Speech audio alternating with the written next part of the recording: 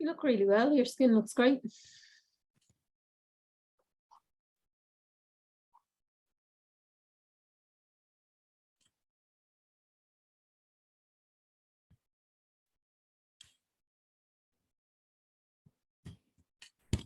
That's us. We're live. We're live on Facebook. Live on Facebook. I think this might be my first live on Facebook, but anyway. I did a live on Instagram with you before, but never a live on, I'm not even on Facebook, but anyway. Thank you so much for this being your first venture into Facebook to do a piece. One of many with you. With favour, thank you. Good afternoon, folks. Good afternoon, folks. My name is Sandra Losty, and I am a trustee for Favour UK. And I'm joined by my friend and colleague, Professor Jo-Hanna Ivers of Trinity College Dublin. And we are here to talk. I don't know what we're going to talk about, but we'll see what happens. No, I do know what we're going to talk about. I'm just so excited to kind of see it again. It's like I've been singing the song in my head. Reunited, and it's okay. Before my time, but my older sister listened to it, so I know the song you're talking about. It's just we haven't talked like this in ages, so it does feel like we're reunited. It's too careful of me to have a cup of tea, but good on you, good on you. We're live on Facebook, so I better be mindful that I don't do any swear words or anything like that. So folks, we're here. Happy Recovery Month to everybody, wherever you are in the world. Happy Recovery Month, and ally, person in recovery, family member, neighbour, shopkeeper, we're all delighted that you're connecting with us for September and Recovery Month. It's fantastic to raise awareness around that. Recovery is so powerful and contagious. We talk about that in many ways, in different formats, and let's hope that we infect you a little bit with what myself and Jo-Hanna bring to the table. In a good way, in a good way. Jo-Hanna, start off by telling people who are listening, where did this start? Where did Let's start? Let's Talk About Recovery start.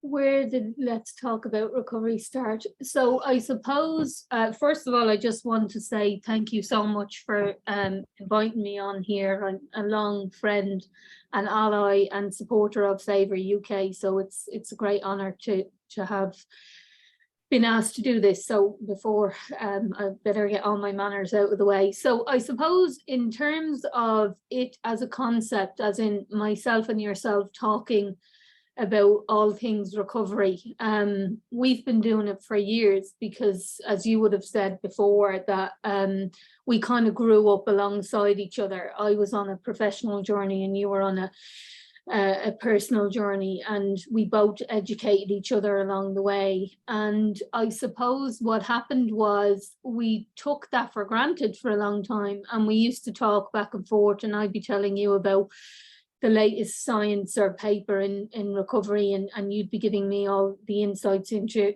peer-led stuff and fellowship and all that kind of stuff, and just, I suppose, we, you know, beyond the addiction and the recovery stuff, but just the insight and the connection and the shared experiences. So we had lots of them, and I think at one stage, and I know I have a stupid memory for detail, but I don't ask me this detail because I don't remember, but at one stage we did think that what we were talking about might be of interest to other people, and then I suppose we were talking with colleagues and friends of yours who did feel that we were holding a unique space where the science meets the lived experience, and that might be interesting to other people.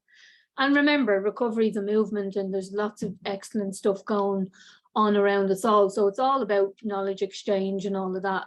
But I think we just wanted to open up that space, didn't we? And we wanted to share the insights that we got so much in the hope that other people could, you know, benefit from it, or that we'd start a conversation. And I think we're here today because, as you say, it's International Recovery Month, and, you know, all around the world there's global observance of all things that are wonderful in recovery. So we're celebrating the people who have got recovery, who are modeling recovery, and who are bringing hope to people who might be further behind on that journey. So yeah, I mean, it's the highlight in my calendar, September. Well, that in October, my son was born then. Well, that's very true, yeah. Yeah, September before October happened. Yeah, no, I get it. In party mode, and then I had my son. Different kind of party. Oh yeah.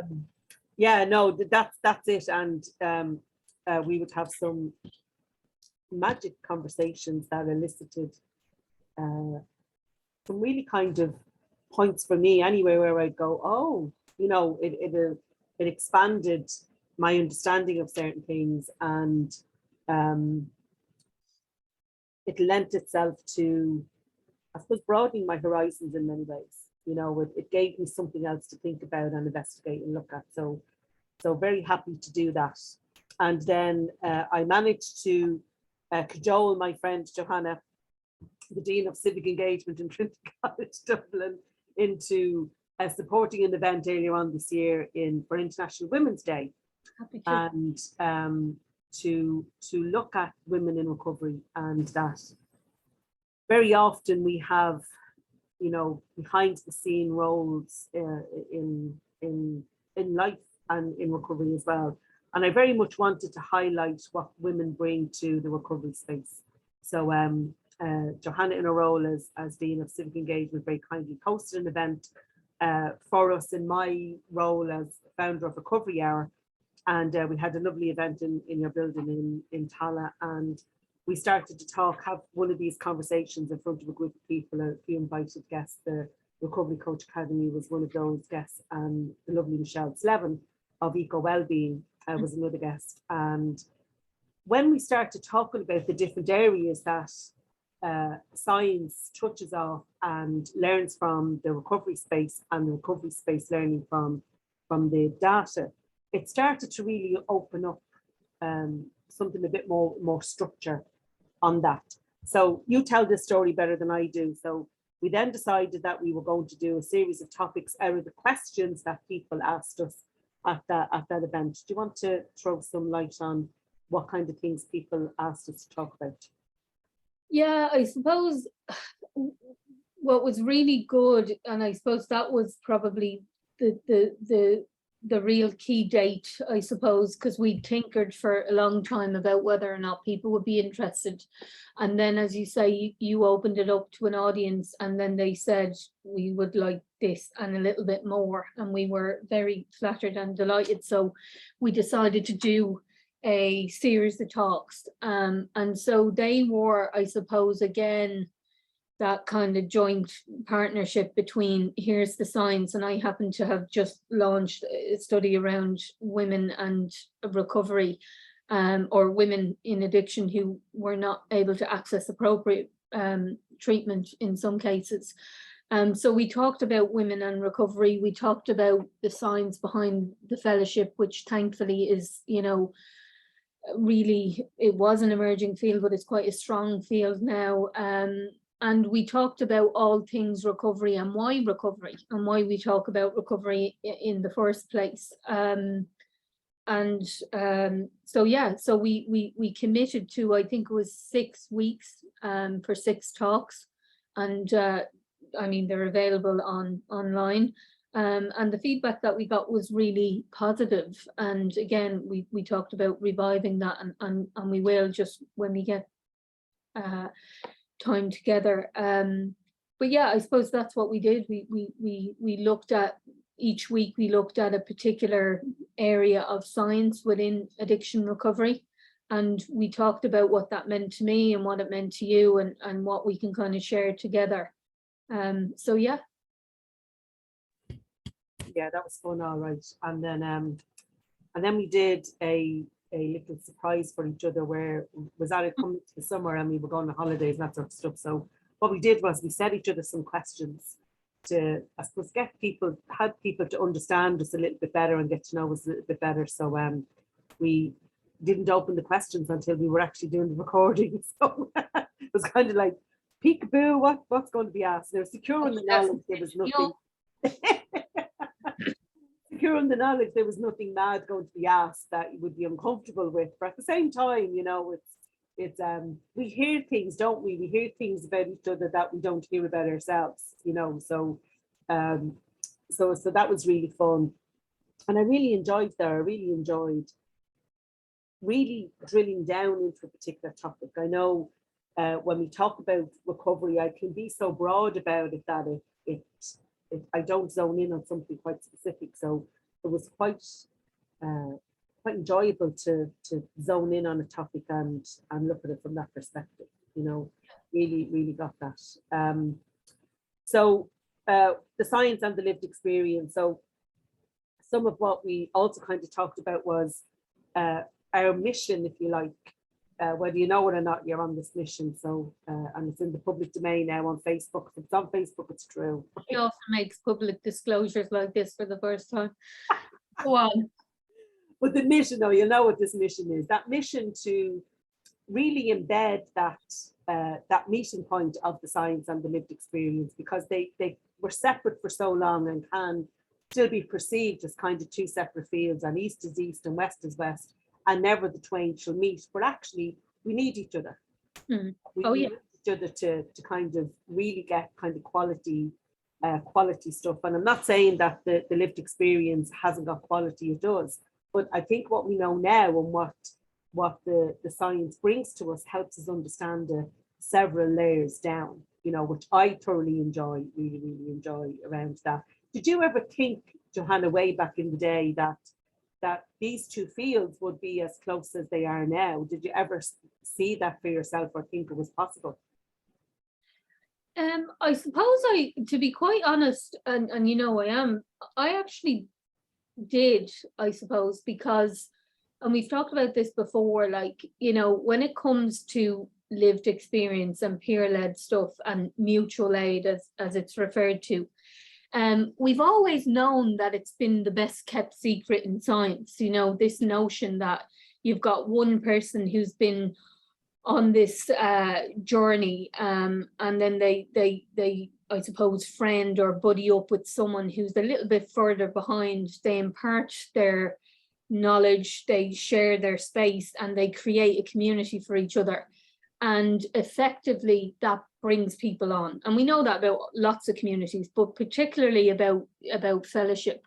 And so I suppose, and this is probably why this works, is that I have the utmost respect for my colleagues who are driving that peer-led model and people who are in long-term recovery. And I suppose I've always recognized the wealth and the value of that. So for me, it's always been there. And it's a bit like what's happening in science at the moment. So, you know, I've talked about in the podcast that, you know, John Kelly and Keith Humphreys, who are two massive academics in this space, have started to put a science on fellowship. Now, there's been many studies through the years. I'm not saying they've been the first, but they have took it to this really gold standard level. You know, they've produced Cochrane reviews, and not to bore you with the, you know, the small stuff of that, but I suppose the thing about Cochrane reviews is it's the most stringent science. So they've put that level on it, and they have done an excellent job of communicating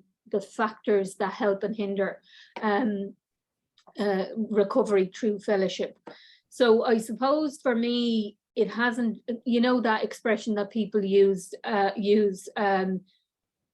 shocked but not surprised. So good, you know, but not a bit surprised, because I've always known the good stuff. And you know, fellowship has been its kind of own enemy in that sense, because of the anonymity that came with that. It kind of kept the general public talking about it, and it stopped science from pushing that forward to be respectful of that space and to keep it, but it almost kept it back. So them who knew, and then them who didn't. So I suppose I was in the privileged position of knowing yourself and other friends and colleagues that have enjoyed fellowship and got so much from it. So yeah, I think, to be honest, I did always know that this was going to be something that we would see come to bear fruit, and lots of it. Lovely. No, that's very hopeful, in that relationships and collaborative relationships are so important, you know, and I suppose from my own experience as a person in recovery, I would have only understood the science bit from the medical point of view, like going into treatment or being on a pharmacological program kind of thing. I wouldn't have understood it back in the day of this being studied and understood in the way that we, what the literature says now, so I wouldn't have seen that possibility of that partnership really, even though, going way back to the early days of fellowship, there was a doctor involved, Dr. Silkworth, and that helped to move things along, that accelerated stuff, along for that particular era. But I wouldn't have seen that connection at all, but I'm very happy that it is, very happy that it's doing what it's doing, and it's informing us in many ways. Let's talk a little bit about the importance of being a face and a voice of recovery, either as a person in recovery, and I can speak to that, or allies. How important is it for the recovery movement to have allies in all quarters? Well, I suppose there's two levels to your question. The first one is, why be a face and a voice of recovery? Because it showcases all the good things that happen to people when they're in recovery. But at a very fundamental level, it shows that recovery is possible. Because often, if you look at the flip side of that in addiction, we're often looking at isolation, hopelessness, never feeling like you're going to, recover in some way. And when you see someone, and particularly someone that you can relate to, someone that is the same age as you or from the same community as you, I mean, geographically, or is a woman, or whatever the relative term is, if you can connect with that person and see what they have, it instills a hope that you can have that too. And that's the magic of, in essence, that's the magic of fellowship and mutual aid, is that it does role model that. But as you say, nothing is achieved on your own. And when communities are anonymous and lock themselves off, that limits their reach and their ability to kind of change things. And I think, like any set of allies or friends or advocates, and I know advocacy is an important one to manage in recovery, because people are well able to advocate for themselves. But there's also an ability for somebody like that, like a scientist, who can put a different slant on it, who can measure something or translate something into numbers or qualitative data, and be able to tell a story, to take a group of people, to look at a population, and to be able to kind of put a story on that data. And that can help, advocate for service, or, drive things along in some way. So I think like most things in life, we all need friends, we all need allies, and nothing is achieved alone. And as I say, I think for me, it's a perfect science, having a scientist and a person with lived experience, because you've got that complete, for me, that ability to kind of to have both perspectives is great. Yeah, absolutely. And there's a William White, I'm trying to remember now, something I read around, if the science is not informed by people with the experience, it's now I'm completely doing this from memory, it's incomplete in some way, so it's great that partnership is there. And for those, anybody who's listening, and you're not asked to be a face and a voice for recovery. That's for people who feel they can step into that space, and nobody is being pushed or in any way, shape or form being asked to do something that they're not comfortable with. And the anonymity piece is so crucial for people so new in recovery. You need the security. I need that security of being minded, and being kind of walking around with people kind of shielding it in some kind of a way, and the people who've been there, done that, and wore the t-shirt, and understand what that, kind of fragile state can be, or that uncertain kind of what's next frame of mind can be. So no pressure on anybody to be a face and a voice, but if you do feel that that's something you want to step into, by all means reach out to us, and we can direct it in some way as to how to become involved. You could become a board member for Faces of Voices UK. You know, you just never know. I know Anne-Marie, the CEO, is definitely always on the lookout for people who can bring something and contribute something to the organisation, and as an ally or as a person in recovery themselves. So that might be. I never thought I'd be a board member. I didn't think for 1 minute that board membership was on my pathway, and here I am. You know? So we all have something to contribute that we may not realise that we have to contribute and to bring to a space to help the movement. And I really like that word, Jo-Hanna, the movement, you know, because it gives me a sense of movement, you know, it gives me a sense of going somewhere and that there's a purpose. There's that word again. I was talking about purpose earlier on today. A sense of purpose and going somewhere, and to be a part of something that's growing and developing and improving the quality of people's lives in some way is just, it's such a privilege. Like it's wherever I get back from it is it's a million times more than what I bring to it, you know. It's such a privilege to be a part of a movement. Where do you think the movement is now at this moment in time? Where are you seeing this from a scientific perspective? What's the data showing about the movement? Well, I think that there's, as you say, there's an energy, there's a passion and a push to kind of change things and drive them forward, and make things happen, to shake things up and to ensure that we're building on a sustainable science that will be around. I think we've done an excellent job at breaking down the factors and the components of what make up recovery. And I suppose what I see happening is the inclusivity, you know, because, you know, I suppose I don't have many criticisms of recovery, but what I do, I suppose, fear is when we get so limited around what constitutes a person being in recovery, and when we constantly look at the metric of abstinence. And I've got a bit of pushback for this, and like, abstinence is wonderful, and it has been, you know, the foundation of some of the fellowships, and that works for a lot of people, and that has absolutely to be celebrated.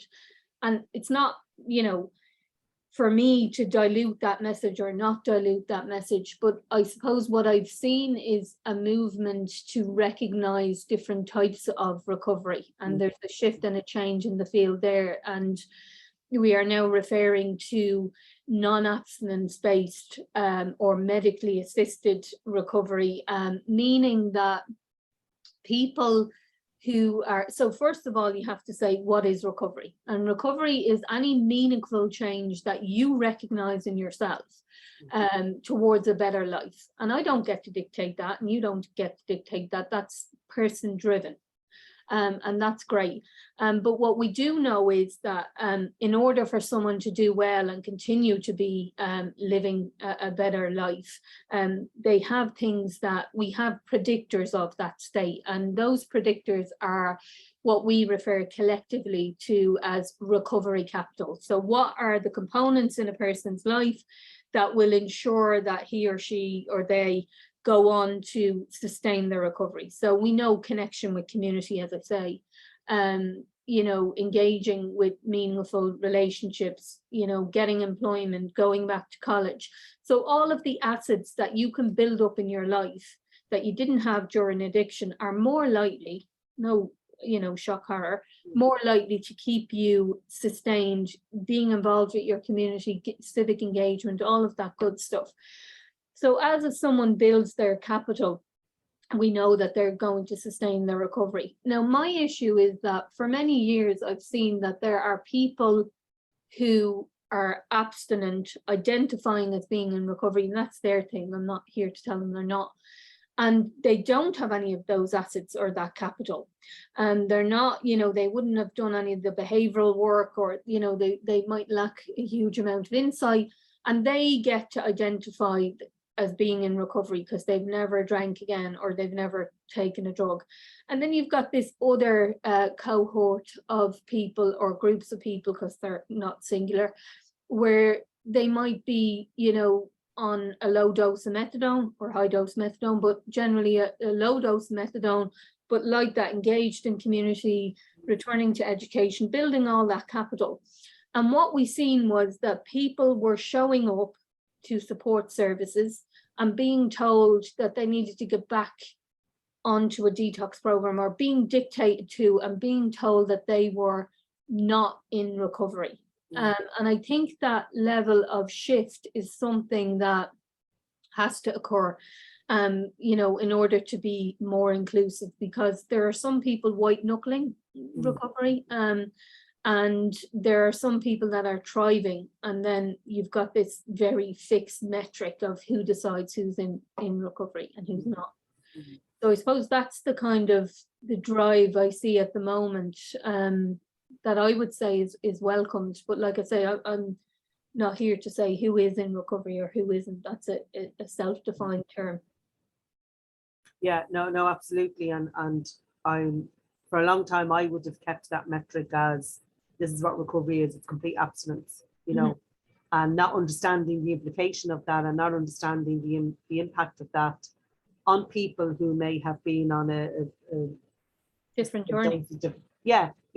And not even understanding there was different pathways. You know, to me, different pathways where, you know, you went to a fellowship or you went to a treatment center. Like they were the pathways that I thought were available. You know, and I definitely didn't have the financial capital to go to a treatment center.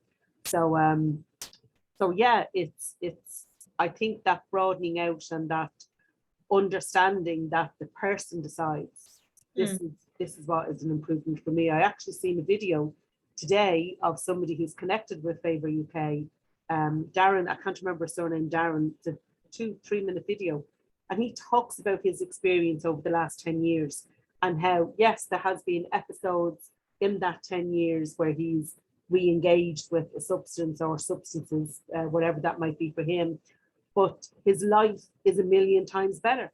You know, and that in and of itself is testament to the fact that abstinence is not the only way to get, you know, a quality of life or feeling that you're in a different place in your life, you know. And it's also a more compassionate place, you know, like we talk about compassion and understanding, and yet if we're judging this pathway or this way for a particular individual, where's the compassion?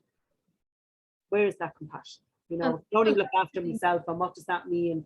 You know, what does that mean for me if I go back and start picking up something that is going to kind of send me back to the gutter kind of thing? Only I can decide that. And people, you know, share stories, and I know it's anecdotal, but people share stories of being kept out of, you know, supports because they didn't fit the metric. And it's kind of one of those twisted ironies that, you know, because I suppose, again, to bring it back to what works, when people talk about embracing a community and a fellowship and, you know, and getting that level of support, it's absolute magic. So to withhold that from someone because they don't fit your metric of recovery, as you say, it absolutely lacks compassion, but it's cruel. Yeah. And as a person who was in that mindset themselves for a long number of years, you know, I would have seen it as protecting my space.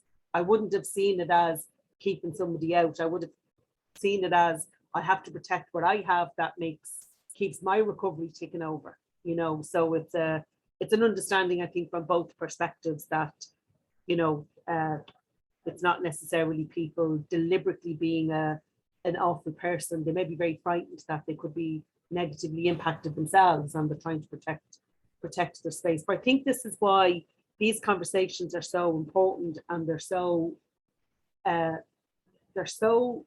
informative in so many ways, because we get to touch on what that might be for a person. You know, yes, you will be afraid if somebody comes in and you are not very secure in your own recovery and what way your head might work, and that needs to be acknowledged also, as well as the person who's like, oh God, I can't fit in there because abstinence, I think all the corners need to be softened. Like we need to round those corners off on all of those very fixed kind of fears or beliefs about certain things. I suppose something you've talked about, and you've mentioned it a couple of times about, not knowing. And I knew you meant in your personal space, but something's just occurred to me now, which is that as we talk about growing, the science grew alongside your experience too, because it changed the way it started to measure. Because for a long time, and this is my issue with some of the treatment data, and when we're trying to understand a population's needs, it's that often we're looking at that lens of abstinence or not abstinence. And we've kind of shifted. And as I say, the field of addiction recovery science has shifted the way it measures stuff. So almost in parallel, we're telling the story scientifically and you're seeing the evidence on the ground, because that's how science works, So it is interesting that, on a macro level, that shift has occurred as well. Mm-hmm. There's hope for us all. There's hope for us all. Oh, there's absolute hope for us all. And in a month like this, we should embrace that hope. Yeah. And actually, we're just about to release a paper on hope and how it is a predictor of long-term recovery. Oh. Yeah. Oh, that's very. You can measure it. I know you're always like bamboozled with, well, hope is so woolly, you can't measure it. And I go, yeah, you can. There are hope scales.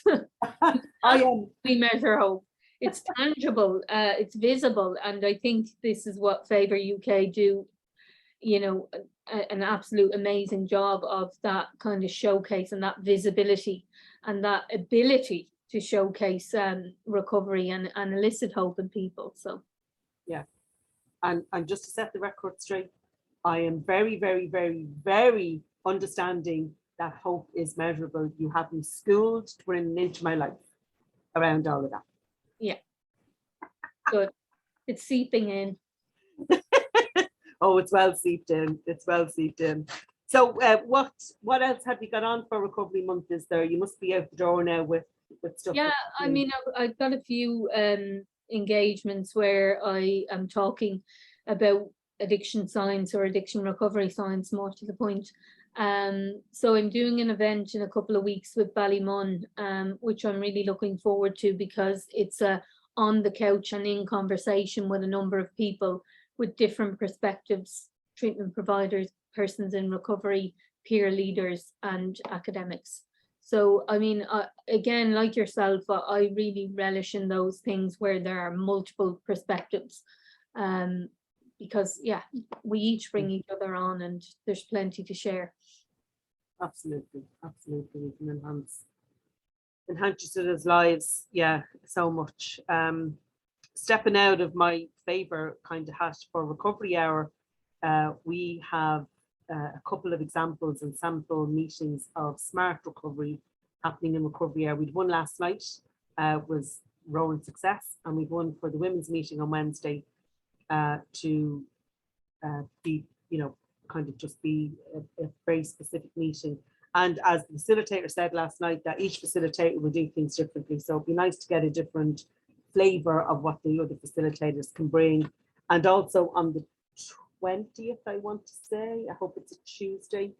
Trying to look at the calendar now and go, does that mean the 20th is a Tuesday? It is actually, because my course starts on the 13th, so, and that's Tuesday. Happy days. I'm so glad I remembered that. So in conjunction with Favour and with Recovery Coach Academy, we're doing a training on allied training. And that was a training that was developed by Sandy Valentine, part of CCAR. And we're doing that as an offering for ARCO members of Faces and Voices of UK, Association of Recovery Community Organisations, and to let people know that you may not understand what the recovery piece is, or maybe the language around it. I think this is really important. I know some time ago I did some training with Dublin Pride on the different pronouns and the flags and understanding what that was, and it was such a relief to know Oh my God, that's what that is. And it's the same in recovery, is that there's a language that we can use that even if we're in recovery ourselves, but we don't want to be public about it, we still have a language base that we can use to talk about it in a very supportive way. So that will be on the 20th of September, and be very happy if people are interested in joining us for that. That would be something, just send me a message, Sandra at facesandvoicesofrecoveryuk.org, and we'll get some details to you. So my friend, it was an absolute pleasure to catch up with you. What's your final words?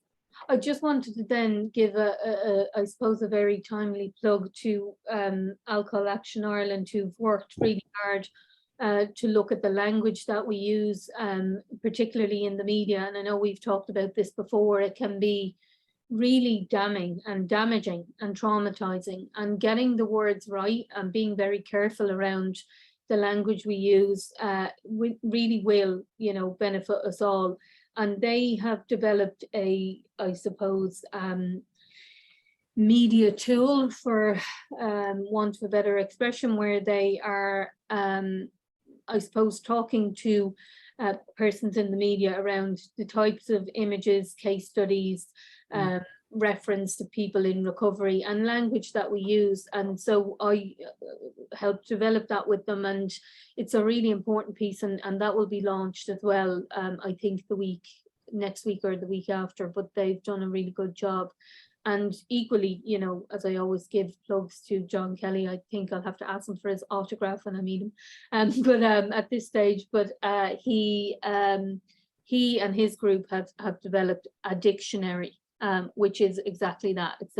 It's a reference to the language you use, and why it's important to kind of be alert to the sometimes stigmatizing words we use, when often we don't mean to. It's the words that have been passed on and perpetuated. But and again, often I'm asked, so as you say, when we talk about allies and people that can play their part, well, everybody can play their part with the language we use.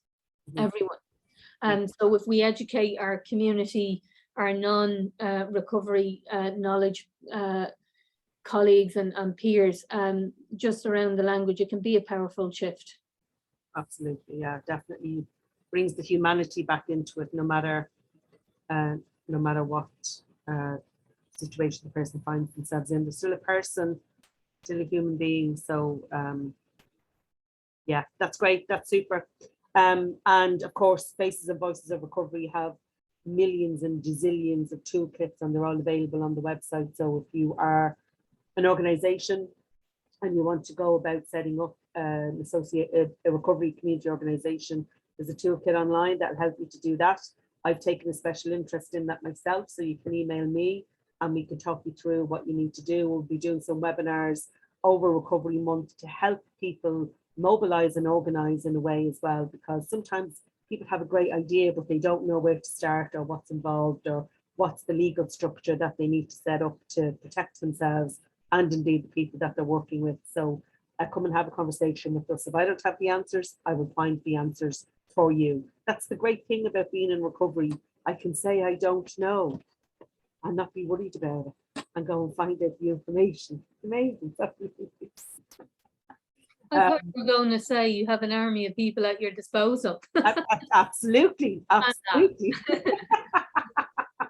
An army of people with expertise left, right and centre. And just to shout out then to the CEO of Faces and Voices of Recovery UK, Anne-Marie Ward, who does Thank you, Anne-Marie. Trojan work on behalf of people who are suffering, who are still suffering, and not letting the comfort kind of settle, and are sure it'll be okay. Anne-Marie is a warrior when it comes to this stuff. So yeah, total shout out to Anne-Marie for all the work that she does on behalf of all of the people who are still suffering, and that call to make people's lives better, so thank you, Anne-Marie. So Jo-Hanna, Associate Professor, Jo-Hanna Ivers. Professor, Associate Dean, yes. I'm still that. I just love calling her by her title. It's like, I love it. I just love it. Thank you so much for your time today. Really appreciate you coming in, and supporting Favour UK in their Recovery Month effort, in their Recovery Month events. And I'll see you somewhere along the line, probably, you know, later on this evening on the phone or in the morning, one or the other. Over now. Take care. Bye bye.